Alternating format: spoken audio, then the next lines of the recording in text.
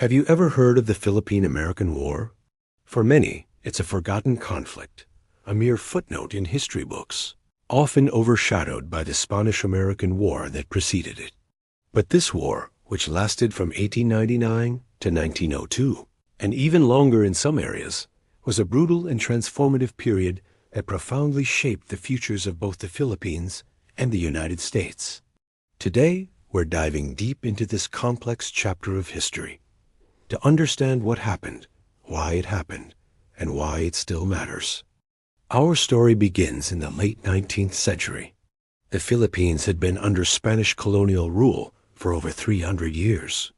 But a powerful nationalist movement was brewing, led by figures like José Rizal and later Emilio Aguinaldo. Filipinos were fighting for their independence, and by 1898, they were on the verge of victory. The Philippine Revolution had successfully cornered the Spanish in Manila. It seemed like freedom was finally within reach. Then, a new global power entered the scene, the United States. The U.S. declared war on Spain in April 1898, famously sparked by the explosion of the USS Maine in Havana Harbor. This was the Spanish-American War. The first major battle didn't happen in Cuba, though. It happened thousands of miles away in Manila Bay. Commodore George Dewey led the U.S. Asiatic Squadron to a swift and decisive victory, annihilating the Spanish fleet. At first, the Filipino revolutionaries, led by General Emilio Aguinaldo, saw the Americans as allies. They worked together to defeat the Spanish. Aguinaldo and his forces controlled the land, while the Americans controlled the sea.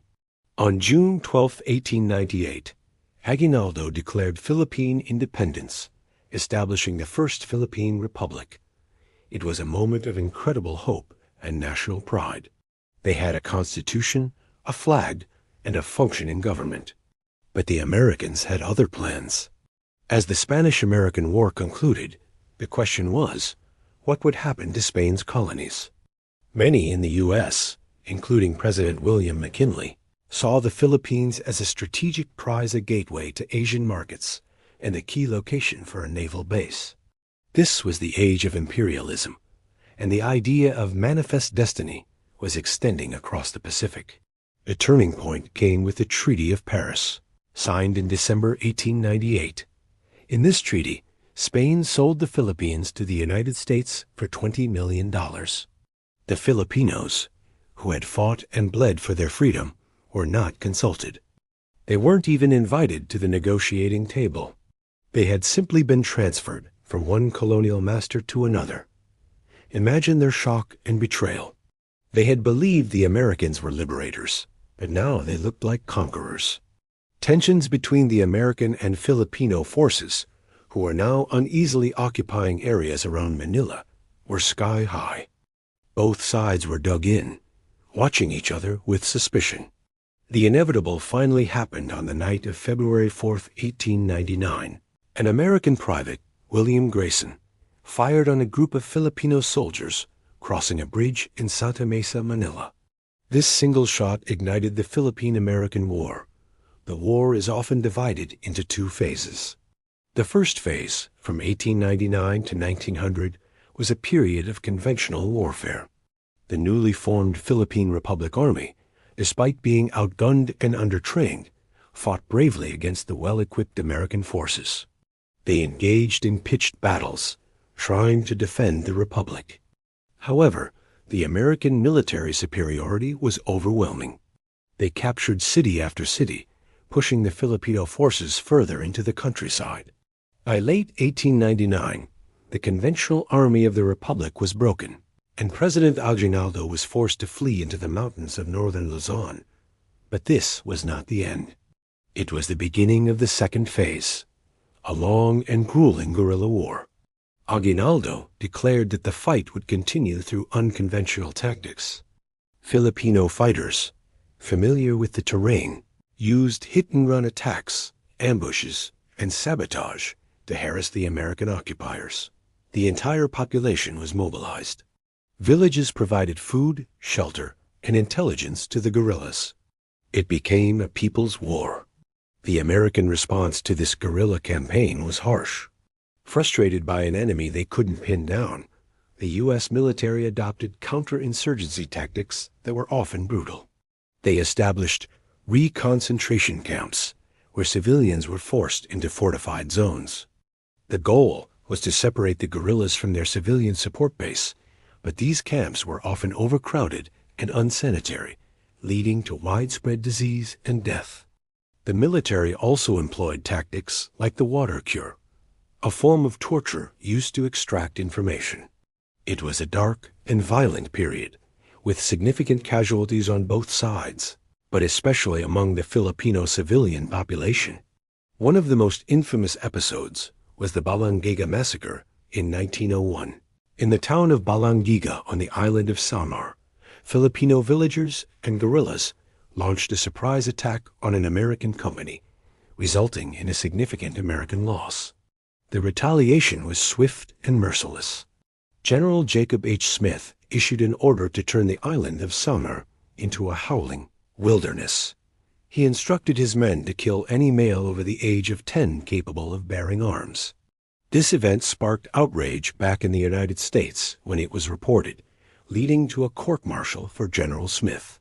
The war officially ended after the capture of General Aguinaldo in March 1901. He was tricked by American forces who disguised themselves as Filipino soldiers. After his capture, Aguinaldo swore an oath of allegiance to the United States and issued a proclamation calling for his countrymen to lay down their arms. While many did, the resistance continued in various parts of the Philippines for years, with some groups fighting on until as late as 1913. So, what was the legacy of this war? The human cost was immense. While exact numbers are debated, historians estimate that over 4,200 American soldiers and about 20,000 Filipino soldiers died.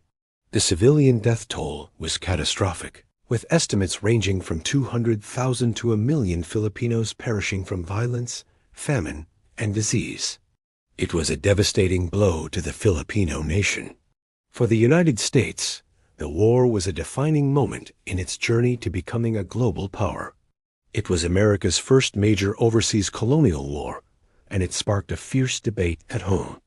An anti-imperialist league was formed, with prominent members like Mark Twain and Andrew Carnegie, who argued that colonizing the Philippines went against the core American values of liberty and self-determination. Twain, in particular, wrote scathing essays criticizing the war. On the other side, imperialists like Theodore Roosevelt argued for America's duty to civilize and govern the Filipinos, a concept often referred to as the white man's burden. The American colonial period in the Philippines lasted until 1946. During this time, the U.S. introduced significant changes in education, governance, and infrastructure.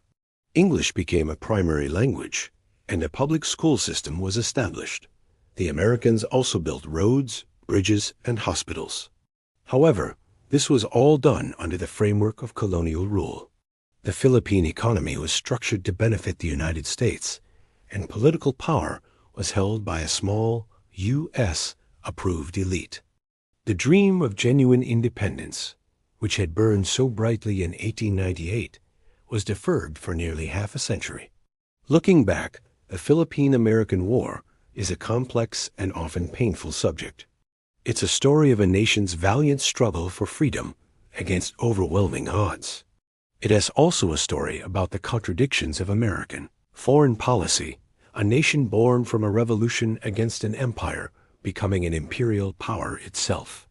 Understanding this war helps us understand the deep and intricate relationship that exists between the Philippines and the United States to this day. It's a history that deserves to be remembered, not as a simple footnote, but as a pivotal event that shaped the modern world. Thank you so much for joining me on this journey into the past. If you found this video informative, please hit the like button and subscribe for more deep dives into history. And let me know in the comments what other historical topics you'd like to explore. See you next time.